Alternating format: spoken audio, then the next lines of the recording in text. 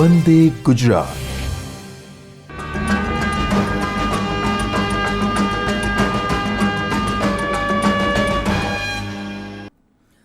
નમસ્તે મિત્રો, unit 1ના session 2માં આપ સૌનું સ્વાગત છે.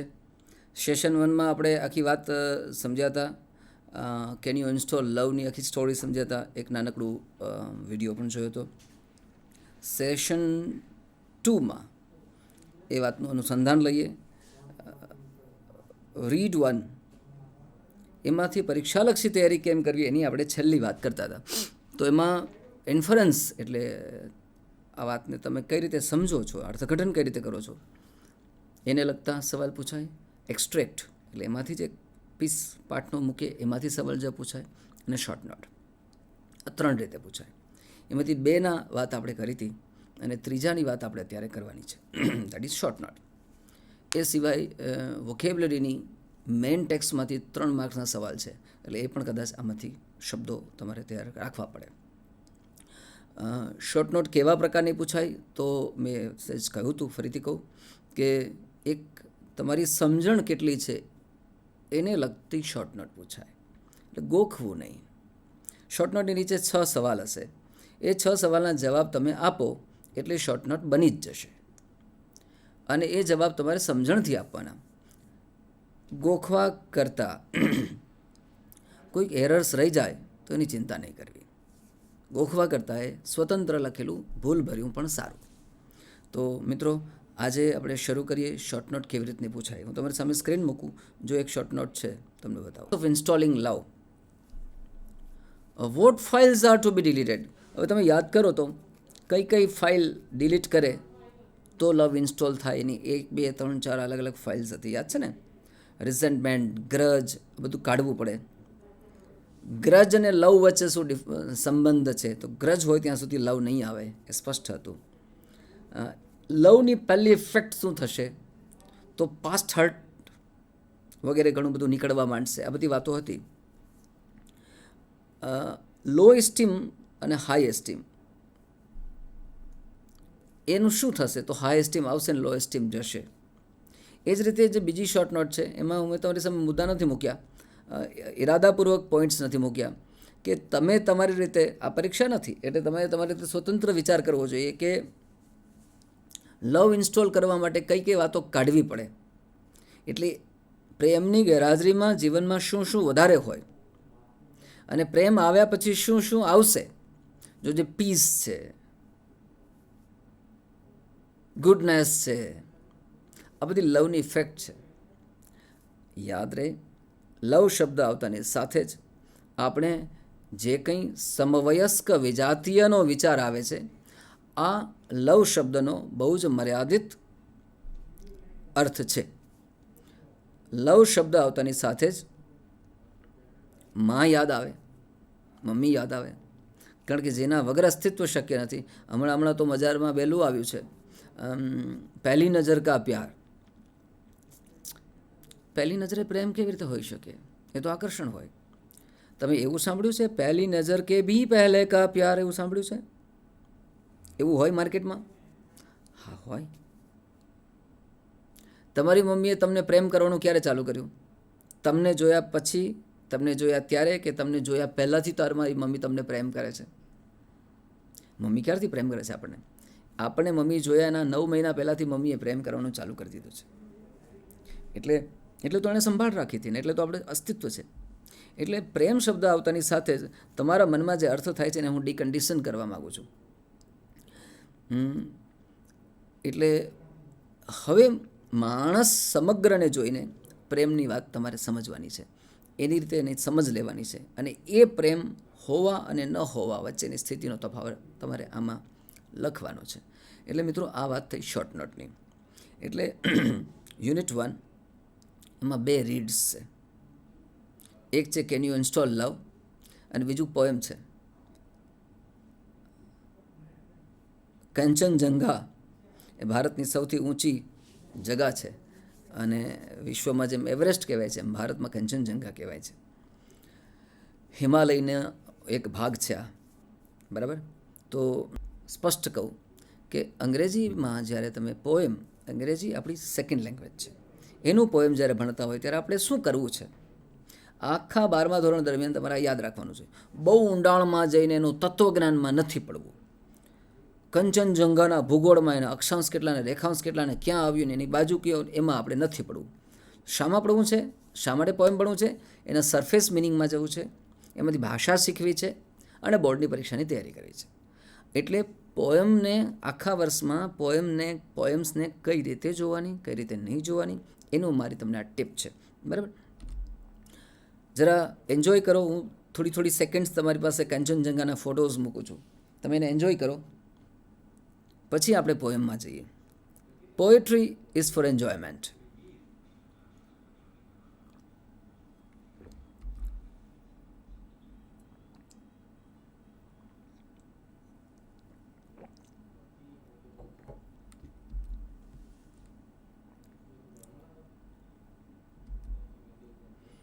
જેને નેચર ગમે છે એને કંચનજંઘા પોએમ ગમશે. અને કેટલાક કવિઓ શબ્દના સ્વામી હોય તો એમણે જે જોયું તે આપણા સુધી, જેમ ફોટોગ્રાફર ફોટોઝ પહોંચાડે, તેમ એ લોકો એમની ભાવનાઓ શબ્દો દ્વારા પહોંચાડે. આ પોએમ છે. હવે એ પોએમ હું તમારી સામે રેસિટેશન કરીશ, એટલે વાંચીશ.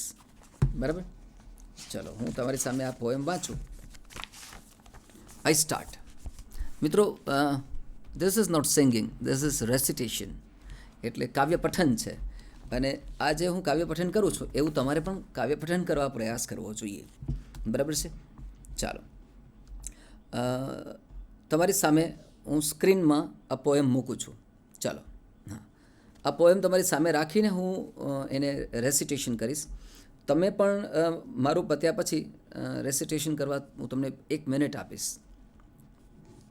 The vapors rise to the morning skies, clad in the purple glory, while the low light glows on the eternal snows, upon the summits hoary and the Himalayas queen, calm and serene, returns the heaven's greeting, in robes of white, bathed in golden light, where earth and the sky are meeting.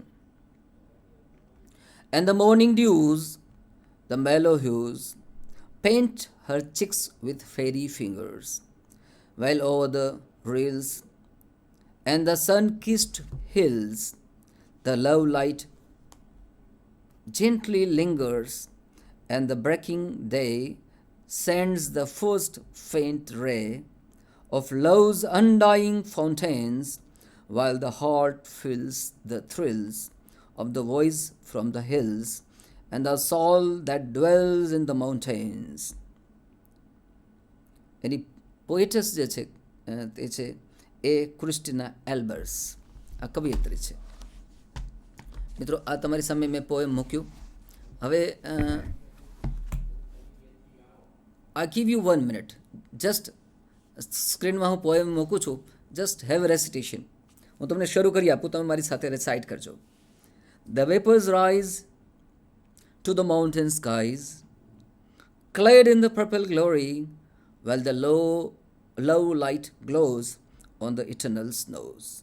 એક સ્ટેન્ઝા થયો. હવે 4 સ્ટેન્ઝાસ છે, જેમાં આપણે ગદ્ય હોય તો paragraph બોલીએ, પોએમમાં આપણે સ્ટેન્ઝા કહીએ ને. I give you 1 or 2 minutes to recite the poems. Please recite.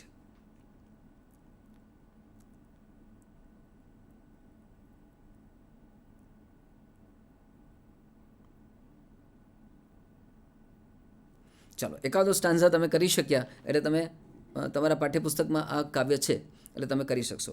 મિત્રો, હવે આવી જાઓ સ્ક્રીનની બહાર, થોડી વાત સમજી લઈએ.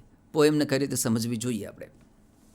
જુઓ, ગુજરાતીમાં કવિતા ભણતા હોઈએ ત્યારે એનો રસાસ્વાદ, એના ઊંડાણમાં ને બધે જતા હોઈએ.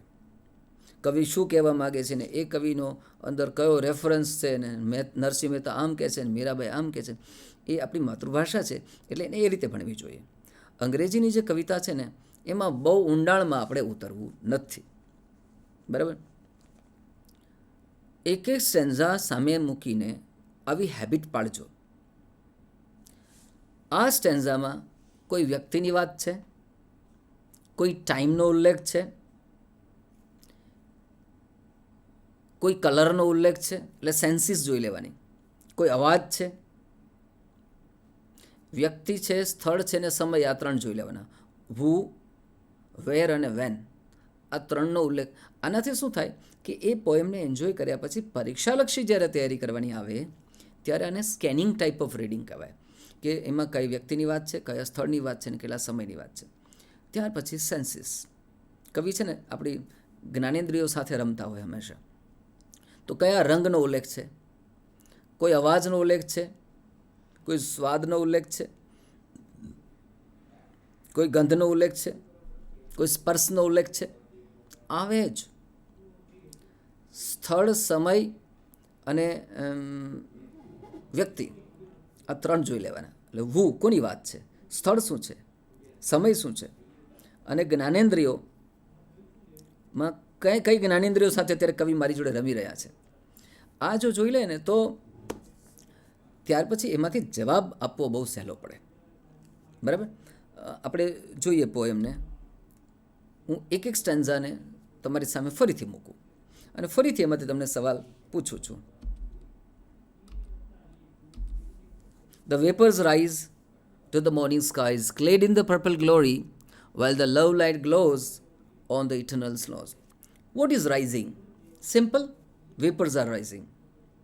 What is the vapor rising to? એ ક્યાં સુધી? તો it is rising to the morning skies. Vapors are rising to the morning skies. What is the morning sky covered with? નાની નહીં હતો તો clad is covered. તો it is covered with purple glory.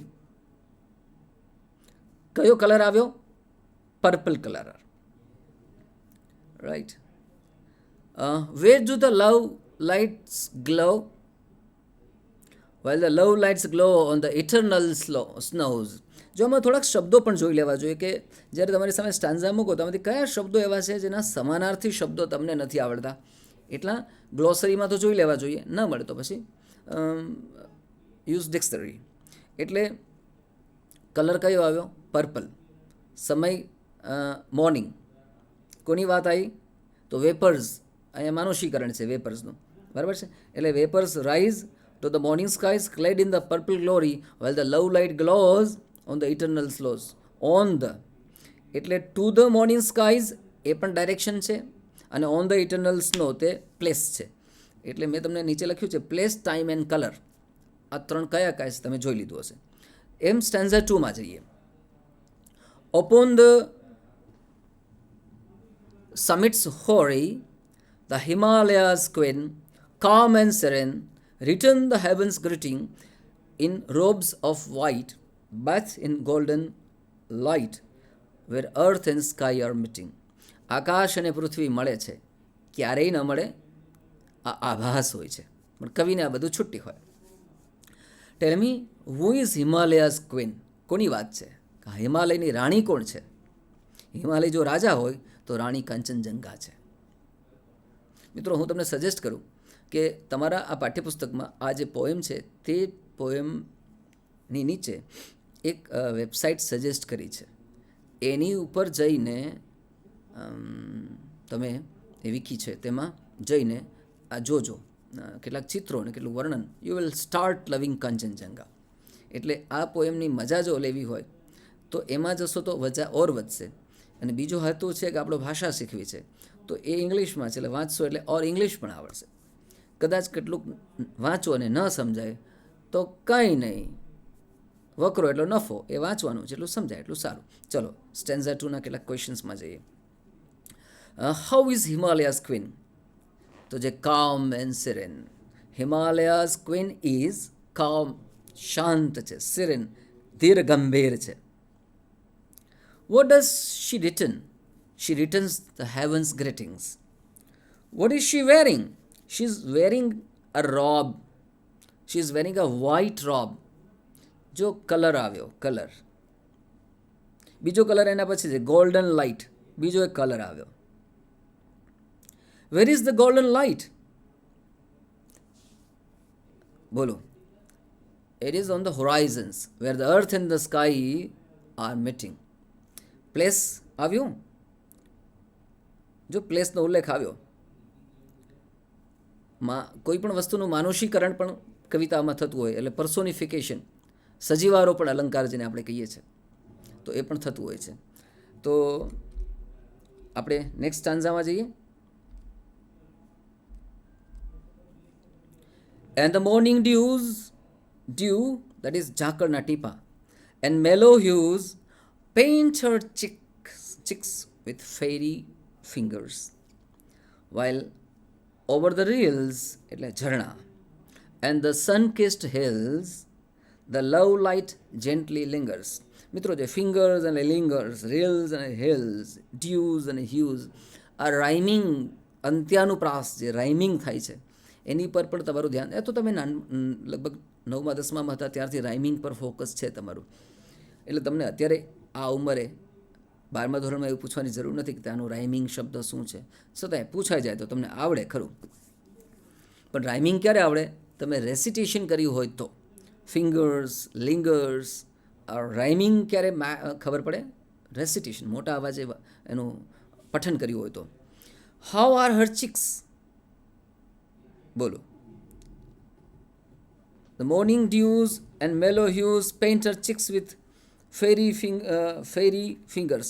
એટલે હવે how are her cheeks painted? તો કેવી રીતે પેઇન્ટ કરવામાં આવે છે? With fairy fingers. Who paints her cheeks? The mellow hues paint her cheeks.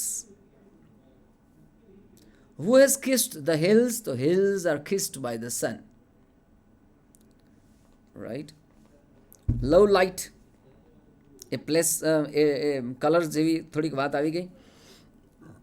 એટલે જોઈ લેવાનું ફરીથી દરેક સ્ટાન્ઝામાં સ્થળ શું છે, સમય શું છે, વ્યક્તિ શું છે. જો નેક્સ્ટ સ્ટાન્ઝામાં જઈએ એમાં પણ ફરીથી સ્થળ, સમય ને વ્યક્તિ, કલર બધું જોઈ લઈશું આપણે. And the breaking day sends the first faint ray. Breaking day, દિવસ શરૂ થયો, ફૂટણું થયું, ગુજરાતીમાં શબ્દ છે. Of love's undying fountains, while the heart feels the thrills of the voice from the hills and the soul that dwells in the mountain. એટલે પર્વતમાળાની અંદર રહેતા આત્માની આ વાત છે. ડ્વેલ્સ, રહે છે, રિસાઇડ્સ. And the breaking day, જો આ સમય આવ્યો, what time is mentioned? Breaking day એ શું મોકલે છે? તો sends the first faint ray. પહેલો કિરણ કેવું છે? હાઉ ઇઝ ધ ફર્સ્ટ રે? ઇટ ઇઝ ફેઇન્ટ, એટલે ઝાંખું છે. How are the love fountains? તો લવ્સ ફાઉન્ટેન્સ આર અનડાઈંગ, અમર છે, દે નેવર ડાય. તો આ રીતે આપણે પોએમને સમજ્યા અને બહુ જ ઊંડાણમાં ગયા વગર, કવિતાના તાત્પર્યમાં બહુ ઊંડા ઉતર્યા વગર, સરફેસ મિનિંગમાં આપણે કવિતામાં છબછબિયા કરવાના છે. આવી કેટલીક પોએમ્સ ભણીએ. પરીક્ષામાં પોએમ્સ કઈ રીતે પૂછાય છે? તો જે રીતે મેં તમારી સામે મૂકી એ જ રીતે પૂછાય છે. એક સ્ટાન્ઝા આપ્યો હોય, એની નીચે ક્વેશ્ચન્સ હોય. એ ક્વેશ્ચન્સમાં ક્યારેય જિંદગીનું તત્વજ્ઞાન ના હોય. એવું ગુજરાતીમાં માતૃભાષામાં હોય. ઇંગ્લિશ મીડિયમનો ઇંગ્લિશ હોય તો તેમાં સવાલ પૂછે કે એમાં કવિતાની અંદર તાત્પર્ય અને જિંદગીનું ઊંડાણ અને અનુસંધાન બધું પૂછે. પણ ઇંગ્લિશમાં enjoy the poem, see the surface meaning and study the language. આ હેતુથી આપણી કવિતાઓ છે, બરાબર. તમને ખબર છે કે આની અંદર સપ્લિમેન્ટરી રીડરમાં જે કવિતા છે એને તો પરીક્ષામાં પૂછતા નથી. અચ્છા, આ સ્ટેન્ઝા પૂછી અને તમને એમાંથી સવાલ જવાબ. કેટલા માર્ક્સ? 5 માર્ક્સ. એટલે ના બ્લેક બક, ના લેપવિંગને તમે અંદર નજરઅંદાજ કરી શકો, ના શબ્દોને. ટોટલ વોકેબ્યુલરીના 6 માર્ક્સ છે. 3 માર્ક્સ મેઇન ટેક્સના અને 3 માર્ક લેપવિંગની વોકેબ્યુલરીના. એટલે તમે લેપવિંગને, વોકેબ્યુલરીને પણ નજરઅંદાજ નહીં કરી શકો. એવી જ રીતે ફંક્શન, આપણે લોકો એટલે ગ્રામર શબ્દ બોલવા ટેવાયેલા છે, પણ technically it is a functional આખી વાત. તો ફંક્શનલ અપ્રોચથી ભણીએ છીએ આપણે, એટલે ઇટ્સ અ ફંક્શન. તો ફંક્શનના કેટલા માર્ક્સ છે આપણે જોવું જોઈએ. તો 11મા ધોરણના ફંક્શન્સ કર્યા વગર 12મા ધોરણના ફંક્શન્સ આવડે નહીં. એટલે 11મા ધોરણના ફંક્શન્સને બોર્ડમાં બહુ જ મહત્ત્વ છે. એટલે આજે આપણે પ્રથમ એકમ ભણી રહ્યા છીએ ત્યારે હું કેટલાક તમારી સામે એ પણ મૂકીશ. આ પોએમના કેટલાક સવાલ જોઈને પછી આપણે ફંક્શનમાં જઈશું. What touch is the sky? આવી રીતે પણ પૂછી શકે તમને. સાયન્સમાં તો આવી રીતનું પૂછાયું છે. Multiple choice questions. The vapours. The sun meets the queen of the Himalayas at what? હું તમારી સામે ક્વેશ્ચન્સ મૂકું છું. Kanchenjunga's face is painted with ... What is the immortal on the mountains? Snow, light, love કે dews? The smallest thing mentioned in the poem is the sun, the sky, queen કે dews. Who is the smallest in size? હું તમને મિત્રો અત્યારે માત્ર types of questions બતાવી રહ્યો છું. આ જ પ્રશ્નો તમને કરવા પડે અથવા પરીક્ષામાં આ જ આવે એ કંઈ આપણે શીખવા બેઠા નથી. આવી રીતના પ્રશ્નો આવે એ રીતે તમારે તૈયારી કરવાની છે કે નાનામાં નાની વાત પણ તમારી નજરથી છૂટી ન જવી જોઈએ. સ્ટેન્ઝા એક લીધો, એની તમામ માહિતી લઈ લીધી. એમાં કેટલા શબ્દો છે જે મને નથી આવડતા, એ ગ્લોસરીમાં છે કે નહીં, ગ્લોસરીમાં નથી. તો ગ્લોસરીમાં એટલા માટે ન હોય કે એ શબ્દ તમને આવડતો હોય એવું એક્સપેક્ટેડ હોય એટલે ગ્લોસરીમાં ના હોય. ક્યાંક નાના ધોરણોમાં તે આવી ગયું હોય એટલે ગ્લોસરીમાં ના હોય. પણ છતાંય ત્યારે તમારાથી છટકી ગયો હોય તો અહીંયા ગ્લોસરીમાં આપણે જાતે લખી લેવાનો, જેનો ડિક્શનરીમાંથી જોઈને. બરાબર? તો એક છેલ્લી એક્સરસાઇઝ આપણે જોઈ લઈએ. ઓડ વન આઉટ એટલે વોકેબ્યુલરીમાં આવી રીતે તમને પૂછી શકે છે. 4 શબ્દો આપ્યા હોય અથવા એક આપ્યું ને સામે 4 છે, એમાંથી સમાનાર્થી શોધો. એક આપ્યું છે એની સામે 4 છે તો એમાંથી વિરોધાર્થી શોધો. આ મેં 4 ટીમ્સ પાડી છે, ક્લેડ, ડ્રેસ્ડ, કવર્ડ અને ઓપન્ડ. આ 4માંથી ઓડ વન આઉટ એટલે 3 એક પ્રકારના છે ને એક ચોથો જુદા પ્રકારનો છે. તો એ તમારે શોધવાનો છે. તો ક્લેડ શબ્દનો અર્થ કવર થયેલો, ડ્રેસ્ડ ઢાંકેલો, આવો અર્થ છે. તો ઓપન્ડ શબ્દ છે તે જુદો પડે છે. મિત્રો હું બધા જવાબમાં જતો નથી, પણ આ મેં ખાલી તમારી સામે એક સેમ્પલ બનાવ્યું કે આવા પ્રકારના હોરી એટલે એન્શિયન્ટ, બહુ જ જૂનું, તો એમાં ન્યૂ જુદું પડે છે. લિંગર એટલે લાંબો ટાઈમ સુધી ટક્યા કરે, તો સ્ટે અને રિમેન એ સમાનાર્થી છે. ગો એનાથી જુદું પડે છે. ઇવેન્ચ્યુઅલી ધીમે ધીમે, પરિણામે. તો ફાઇનલી અને ઇન ધ એન્ડ સમાનાર્થી છે. નાવ જુદું પડે છે. સિમ્પલ, કોમ્પ્લિકેટેડ, આ તમે મને કહો. આ સાવ સિમ્પલ છે. સિમ્પલ, કોમ્પ્લિકેટેડ, ઇઝી અને કોમ્પ્લેક્સ, આ 4માંથી કયું જુદું પડે છે? બહુ જ સિમ્પલ છે, બહુ જ ઇઝી છે. તો આમાં મિત્રો 2 છે, કોમ્પ્લિકેટેડ અને કોમ્પ્લેક્સ જુદા પડે છે. There is sum error. બરાબર? હવે તમારું વાત આ લઈએ છીએ આપણે ફંક્શનની. મિત્રો ફંક્શનમાં જતાં પહેલાં આપણે કેટલીક વાત સમજી લઈએ. કોઈ પણ ફંક્શન તમે 11મા ધોરણમાં 10 યુનિટમાં એક ફંક્શન ભણ્યા, એમાં કોઈ પણ ફંક્શન શરૂ થાય એટલે તમે જોશો કે પહેલી એક્સરસાઇઝ આવે ને એમાં એનો સહેજ ઉપયોગ કર્યો હોય ને તમને ખબર પડે કે આની અંદર પર્ટિક્યુલર ટોપિક ચાલે છે, કે પર્પઝની વાત ચાલે છે. પછી બીજામાં એક શબ્દ ઓછો થાય એટલે તમને એની પ્રેક્ટિસ થાય, થોડુંક અનુભવ થાય. પછી ખરા ખોટા આવે કે જો આ પ્રકારના જે વાક્યો છે, હવે બીજા વાક્યો મૂક્યા કે એ આના જેવા છે કે જુદા પડે છે, એટલે ફંક્શનનો યુઝ બરાબર કર્યો છે કે ખોટો કર્યો છે, તો તમે ચેક કરતા જાઓ. આમ કરતાં કરતાં અડધા વાક્યો આપ્યા હોય ને તમારે અડધા પૂરા કરવાના હોય. પછી આગળ આવે કે ડાયલોગ આપ્યો હોય ને વચ્ચે વચ્ચે ખાલી જગ્યા આવે, તો એમાં તમારે પૂરું કરવાનું હોય. અને એ પૂરું કરવાનું હોય મન ફાવે એમ નહીં, પર્ટિક્યુલર કહેવું છે તે ફંક્શનનો ઉપયોગ કરીને કરવાનું હોય. એટલે મિત્રો એ ચેપ્ટરનું ફંક્શન પૂરું થાય ત્યાં સુધીમાં તમે સ્વતંત્ર રીતે વાક્યો બનાવતા થઈ જાઓ. તમારી વાત, મનમાં રહેલી વાત એને જે તે ફોર્મેટમાં કહેતા થઈ જાઓ એટલે સુધીના એક્સરસાઇઝીસ તમને કરાવવામાં આવે છે. ગયા વર્ષે આપણે 10 ફંક્શન્સ ભણ્યા 11મા ધોરણમાં. તો આજે આપણે એ બધાને તમે ભણી ગયા છો, હું ખાલી તમને રિકોલ કરાવું છું. રિકોલ કરાવવા માટે દરેક ફંક્શનની શરૂઆતમાં એના નિયમો કહીશ. નિયમો ઇન વોટ સેન્સ? આના વત્તા આ એવું બધું ગોખવું નથી, પણ કયા સંજોગોમાં એ વપરાય છે અને એમાં ધ્યાન શું રાખવાનું, એમાં ભૂલ ક્યાં પડે છે, આ બધી વાતો આપણે જોતા જવાનું છે. એની પહેલાં હું તમને કહી દઉં કે પરીક્ષામાં કઈ રીતે પૂછાય. તો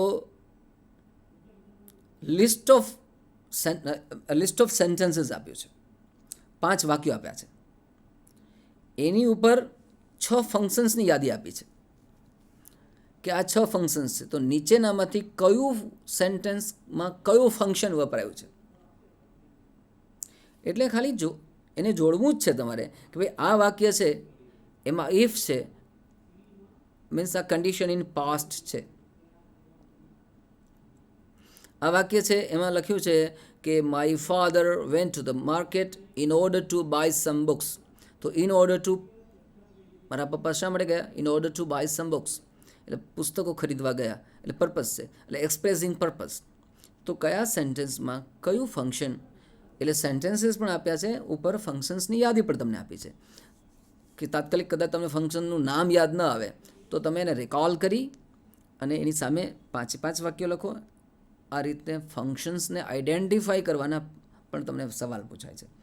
બીજી રીતે પૂછાય છે, એક વાક્ય હોય, એ વાક્ય અધૂરું મૂક્યું છે, કેટલાક શબ્દો છે અને બાકીનું વાક્ય અધૂરું મૂક્યું છે.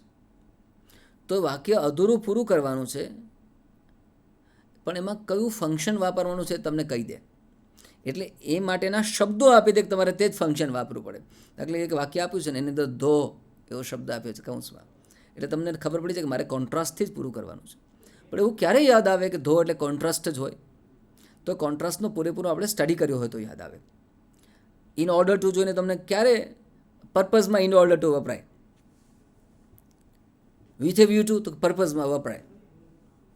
ઇન સ્પાઇટ ઓફ તો કે કોન્ટ્રાસ્ટ છે, આવું દોડ્યો ને છતાંય બસ ચૂકી ગયો. In spite of running he missed the bus. તો આ કોન્ટ્રાસ્ટ છે. તો આ કયો ટોપિક છે એ તમને ક્યારે યાદ આવે? એનો સઘન અભ્યાસ કર્યો હોય, એને યાદ રાખ્યા હોય તો કદાચ ગયા વર્ષે છૂટી ગયા હોય તેવા બધા જ ફંક્શન્સ આપણે રિકોલ કરી લેવાના છે. હું તમને દરેક વખતે થોડો સમય આપીશ કે તમે મને જવાબ આપી શકો.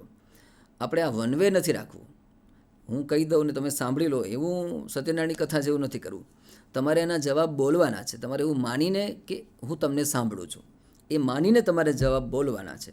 એટલે આઈ give you some seconds, gap of sum seconds કે તમે જવાબ આપી શકો. બરાબર? ચલો આપણે ફંક્શનમાં ચાલીએ.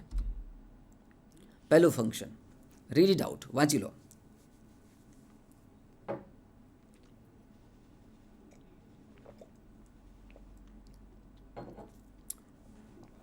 ઓકે, વાંચી લીધું હોય તો સ્ક્રીનની બહાર આવી જાઓ.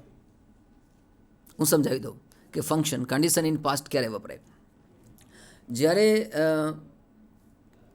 તમે એમ કહો કે તમે મને બોલાવશો ને તો હું તમારા ઘરે આવીશ, એટલે if you call me I'll come to your house. પણ હવે મારે એમ ઘટના પતી ગઈ, તમે મને બોલાવ્યો નહીં ને હું આવ્યો નહીં. તમે મને પૂછ્યું સાહેબ તમે કેમ ના આવ્યા? તો કહું તમે મને બોલાવત તો હું આવત.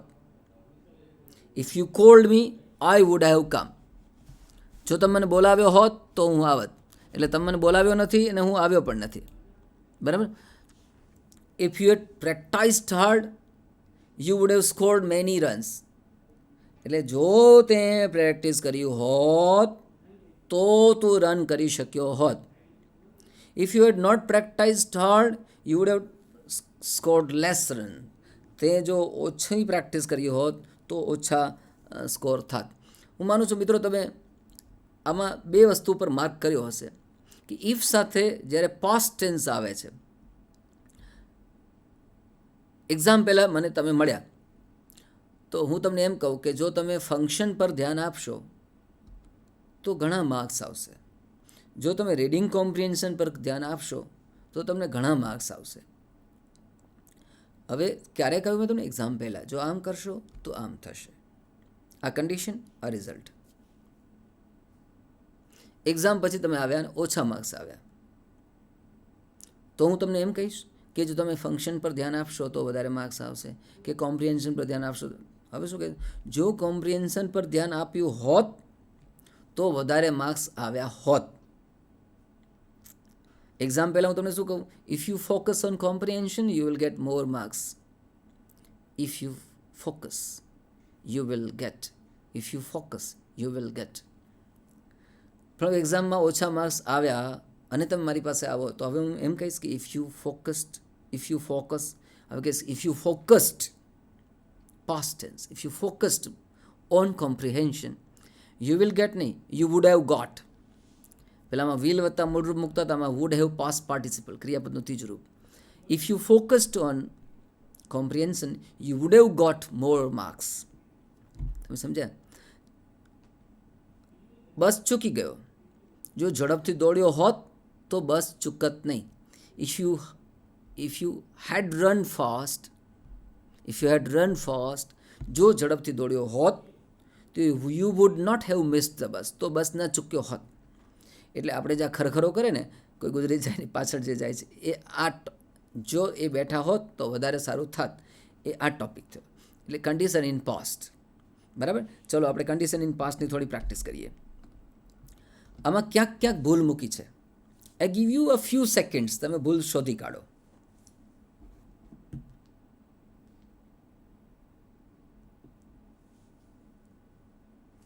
Sardar Patel would have done a lot for the country if he had lived. હેડ પછી લીવ ના હોય, had lived હોય. If Mr. Pancholi had been present, જો એ હાજર હોત તો he would have જોઈએ have. આ છે ને મિત્રો કરેક્ટનેસ બાજુ જવાનો આ એક પ્રયાસ છે. If Jenny had invited Kush, he would have attended the party. If Jenny had invited Kush, he would have attended. Correct sentence છે. The meeting will have been held had. મિત્રો આ છે if છે ને, if સાથે ક્યારેક ifને બદલે ક્યારેક had વાપરે છે, બિલકુલ સમાનાર્થી તરીકે. The meeting will have been held had Mr. Modi given his consent. A will ને બદલે would જોઈએ. If I had downloaded my Paytm, I would have paid online. Downloaded. મિત્રો હું માનું છું કે આમ કરતાં કરતાં તમારું જે ભૂલાઈ ગયું છે તમને બધું યાદ આવી જશે. ગયા વર્ષની શરૂઆતમાં જૂન મહિનામાં તમે આ ભણ્યા હશો, પછી રિવિઝન એક્ઝામ્સ આવે ત્યારે કર્યું હશે, અને ફરીથી હવે ભૂલી જાવ નહીં ચાલે, કારણ કે હવે તમારી બોર્ડની પરીક્ષામાં આવી રીતના વાક્યો પૂછાશે. બરાબર, એટલે એક આઈડેન્ટિફાઈ ધ ફંક્શનમાં પૂછાય, બીજું એક ડાયલોગ હોય, તમને ક્યુ આપી દે કે એમાં તમારે કરવાનું હોય, અને એક કમ્પ્લીટ ધ સેન્ટેન્સીસ હોય. ડાયલોગ તમે 8મા 9મા ધોરણમાં હતા ને ત્યારે કમ્પ્લીટ ધ ડાયલોગ પૂછાય. એક વાક્ય હોય અને પછી સામેવાળો શું જવાબ આપશે એ તમારી જાતે લખવાનું હોય. હવે કમ્પ્લીટ ધ ડાયલોગ પૂછાય ને, એમાં એ વાક્ય તમારે કયા ફંક્શનના આધારે કમ્પ્લીટ કરવાનું છે, એ ડાયલોગ છે એ તમારે કમ્પ્લીટ કરવાનું છે, તો કયું ફંક્શન વાપરવાનું છે એ ફિક્સ્ડ કહી દે, તમારે એ જ વાપરવું પડે. પહેલાં તમે ડાયલોગ લખતા જ હતા, પણ હવે ફંક્શન ફિક્સ્ડ છે, એટલે આ 3 રીતે ફંક્શન્સ સીધા પૂછાશે. બાકીના જે ફંક્શન્સ આવશે ત્યારે હું તમને કહીશ કે આ ટોપિક આ રીતે પૂછાશે. ચાલો, સરદાર પટેલ વુડ હેવ મેં તમારી સામે મૂક્યા છે જવાબો. ચાલો, આ ડાયલોગ કમ્પ્લીટ કરવાનો છે. Sachin said, how was your Manali trip? Anjali said, બોલો. It would have been all right if it hadn't rained. વરસાદ ના આવ્યો તો મજા આવત. સચિન સલાહ આપે છે કે if you had gone 2 weeks earlier, જો 2 વીક વહેલા ગયા હોત ને તો you would have had better weather. You would have had better weather. અહીંયા હેડ છે ને એ પાસ્ટ પાર્ટિસિપલ છે, આજે પાછળનું હેડ છે, મેઇન વર્બ છે. You would have had better weather એટલે 2 અઠવાડિયા વહેલા ગયા હોત ને તો સારું વેધર મળ્યું હોત. આવ્યું ને, જો આમ કર્યું હોત તો આમ થાત. અંજલિ કહે છે શ્યોરલી અમે વહેલા જાત, તે જો સલાહ વહેલી આપી હોત તો. We would have had if you had advised us. અમને તે સલાહ આપી હોત તો અમે જાત. એ પ્રીતિ હેડ આ રીતે પણ પૂછાઈ શકે છે. કમ્પ્લીટ ધ સેન્ટેન્સ એટલે 5-6 માર્ક્સ તો તમારા આમાં જ તમને મળી જશે કમ્પ્લીટ ધ સેન્ટેન્સીસમાં.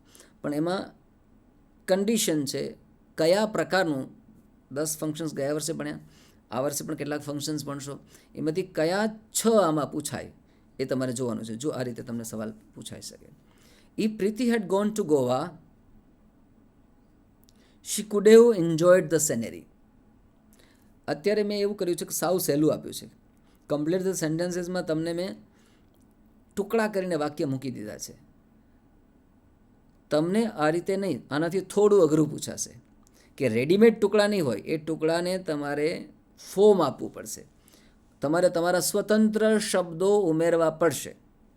આ મેં પહેલું સ્ટેજ મૂક્યું છે, તમારે સ્વતંત્ર શબ્દ નહીં ઉમેરવા પડે. હેડ શ્લોક સ્ટૂડ ફર્સ્ટ. જો શ્લોકનો પહેલો નંબર આવ્યો હોત તો he would have been given the prize, તો એને ઇનામ આપવામાં આવ્યું હોત. Had Arunima been supported in the train. જો અરુણિમાને ટ્રેનમાં સપોર્ટ આપવામાં આવ્યો હોત તો she might have fought successfully, તો સફળ થઈ ગયો હોત ફાઇટ આપવામાં. બરાબર. આ બીજું ફંક્શન મૂકું તમારી સામે. આજે 10 ફંક્શન્સ મૂકવાના છો. તમને એમ થશે એક દિવસમાં આટલું બધું કેવી રીતે થાય? મિત્રો, આ ખાલી રિવિઝન છે. આ તો તમે ઓલરેડી ભણેલા છો. અને આ ફંક્શન છે 2 જણને કમ્પેર કરવાનો. 2 કે તેથી વધારે વ્યક્તિઓ સ્થળ કે એની કમ્પેરિઝન કરતા હોય ત્યારે comparing people, places and things in relation two something. As far as એટલે જેટલું, બેટર એટલે એના કરતાં વધારે, ધ બેસ્ટ એટલે સૌથી સારું, મોર અવોર્ડ્સ અને લોંગર વધુ લાંબુ. જુઓ તો કયું ક્યાં આવે છે. મેં તમને કહ્યું હતું કે કોઈ પણ ફંક્શનનું ઇન્ટ્રોડક્શન તમને આ રીતે આપવામાં આવશે. નો અધર કન્ટ્રી પરફોર્મ્ડ, બોલો, દેન છે, દેન એટલે better than China in the last Asian Games. Yes, China perform very well. You are right, but India got more awards than Pakistan. Yeah, but we are not among top 5 countries. Our Neeraj Chopra is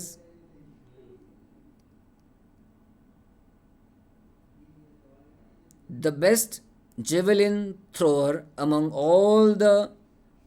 all as he won the gold medal. Right, but Saina Nehwal didn't perform as we have expected. She played, બોલો,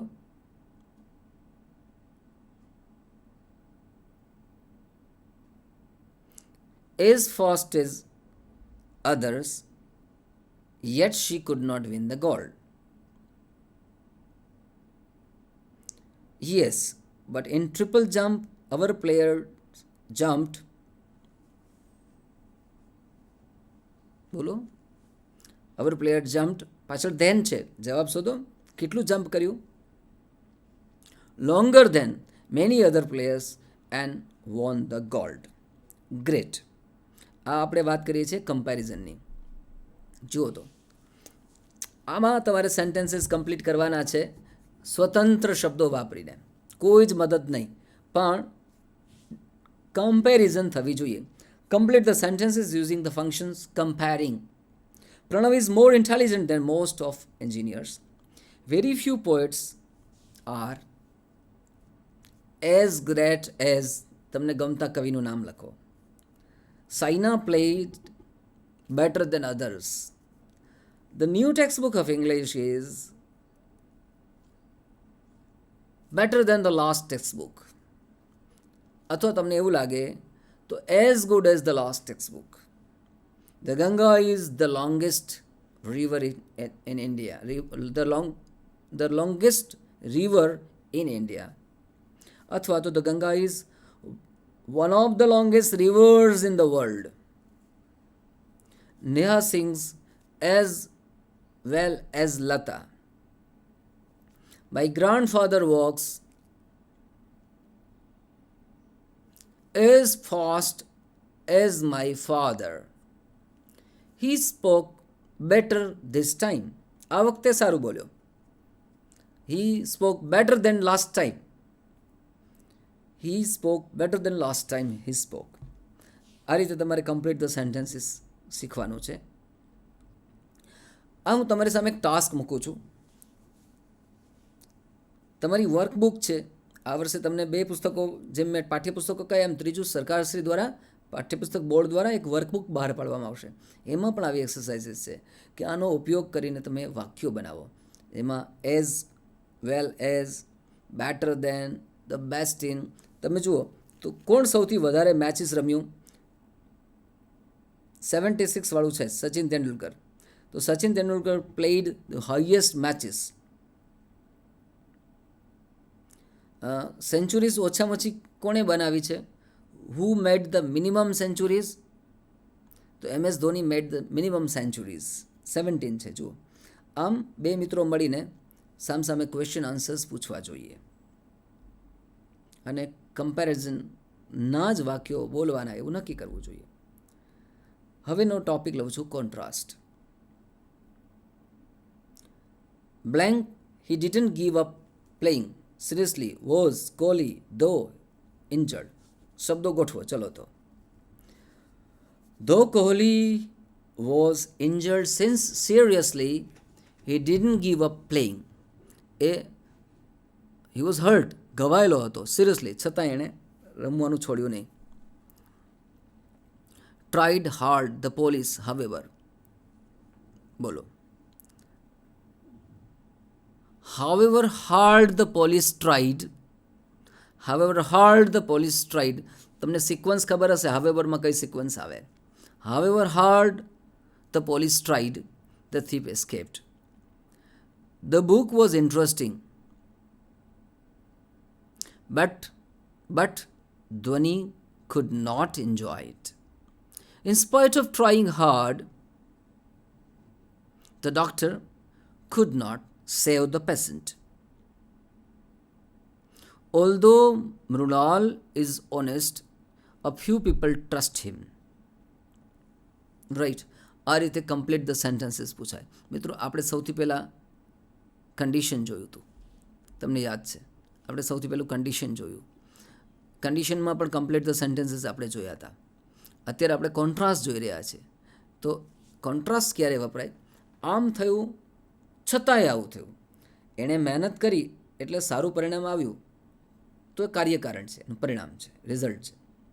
પણ મહેનત કરી છતાંય સારું પરિણામ ના આવ્યું તો કોન્ટ્રાસ્ટ છે. હું ઝડપથી દોડ્યો એટલે મને બસ મળી ગઈ, તો કાર્યકારણ છે. આ થયું એટલે આવું થયું.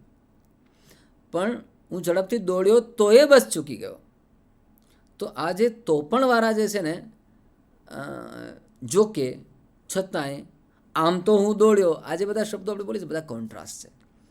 કયા શબ્દોથી આપણે કોન્ટ્રાસ્ટ ઇંગ્લિશમાં બદલે છે કે ગુજરાતીમાં છે ને, આમ તો, જો કે, તોય, પણ, છતાં, એ બધા કોન્ટ્રાસ્ટ છે ને. એવો ઇંગ્લિશમાં though, although, even if, but, yet, still, however, as, in spite of, despite, આ બધા શબ્દો એવા છે કે જેના દ્વારા આપણે કોન્ટ્રાસ્ટ બતાવીએ છીએ. ચલો થોડાક આપણે જોઈ લઈએ.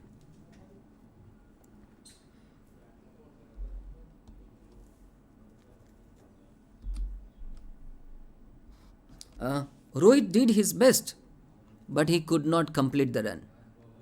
Aryan forced his brother not to leave the class, but he did not obey him.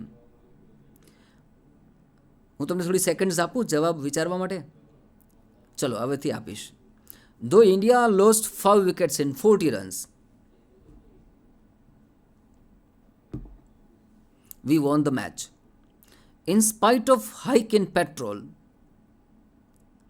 In spite of hike, પેટ્રોલના ભાવ વધ્યા છતાંય પીપલ ડીડન્ટ પ્રોટેસ્ટ, લોકોએ વિરોધ નહીં કર્યો. ડિસ્પાઇટ ઇલ હેલ્થ, તબિયત સારી ન હોવા છતાંય Manali joined the tour. Although it rained a lot, ખૂબ વરસાદ આવ્યો છતાંય, એટલે ઓલ્ધો એટલે આમ તો ઘણો વરસાદ આવ્યો છતાંય આઈ અટેન્ડેડ ધ મીટિંગ. મિત્રો આમાં ખાસ છે ને આપણે તરત હરખમાં આવી જઈએ કે આ તો મને આવડે છે, તે વખતે ટાઈમનો આસ્પેક્ટ જોઈ લેવાનો. જો દાખલા કે રેઇન્ડ એટલે પાસ્ટની વાત છે, તો અહીંયા અટેન્ડેડ એટલે પાસ્ટમાં જ આખી વાત પૂરી થવી જોઈએ. The speaker continued speaking,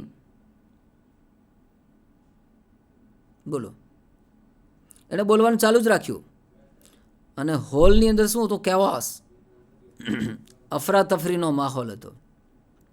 the speaker continued speaking in spite of chaos in the hall. તો આ બધા કોન્ટ્રાસ્ટના વાક્યો થયા, બરાબર. 1 મિનિટ આ વાંચી લો. સજેશન્સ કે એડવાઇસ કેવી રીતે અપાય? તો 3 રીતે અપાય: શુડ, ઓટ ટુ અને હેડ બેટર. સલાહ કે સૂચન કર્યું તો શુડ, જરા ભારપૂર્વક કહેવું છે તો ઓટ ટુ, અને હેડ બેટર એના કરતાં આવું કર્યું હોત તો. આ 3 શબ્દો આપણે 3 રીતે સજેશન્સ કે એડવાઇસ આપીએ છીએ. યાદ રહે, આ ટાઇટલ્સ એક્સપ્રેસિંગ સજેશન એડવાઇસ એ તમારે યાદ રાખવાના છે. શા માટે? આઈડેન્ટિફાય ધ ફંક્શનમાં તમને એ પૂછવાય છે, એટલે તમારે તે વખતે યાદ આવી જવું જોઈએ. ઓફકોર્સ એનું લિસ્ટ આપ્યું હોય છે, ગોખવાની જરૂર નથી, પણ you should be able to relate them. Okay, ચાલો એનો ઉપયોગ કરીએ. ઓટ ટુ ક્યાં આવે, શુડ ક્યાં આવે ને શુડ નોટ, 3 ખાલી જગ્યા છે. Hi Milly, what's wrong? I am being bullied at school. What should I do? હવે મેં 2 ધડક શુડ કેમ લખ્યું? તો પાછળ ક્રિયાપદનું મૂળરૂપ ડુ જોયું, એટલે મેં 2 ધડક શુડ ડુ મૂકી દીધું. You ought to go and tell your teacher. But what if the boy finds out? You should not worry about that. You need to say something or he might not stop.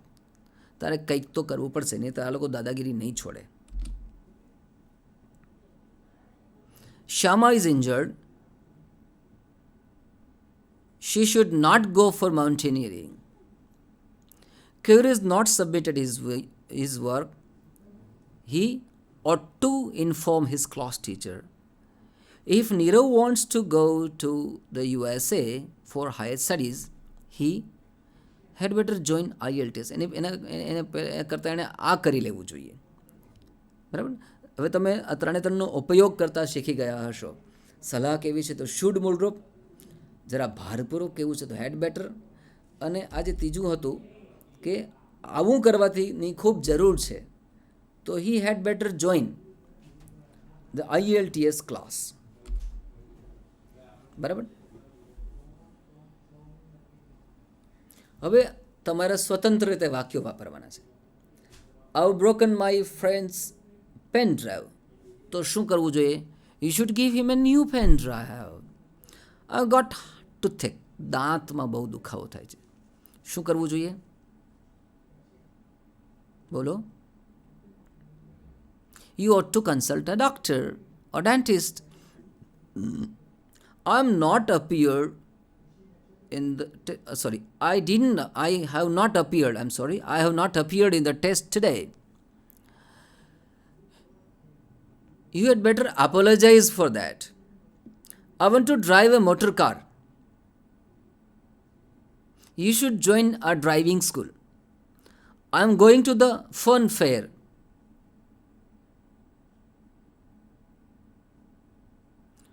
તો શું સલાહ આપશો? You should not eat the food outside. ત્યાં જઈને ખાખા ના કરતો. You should not eat food outside. I want to learn singing.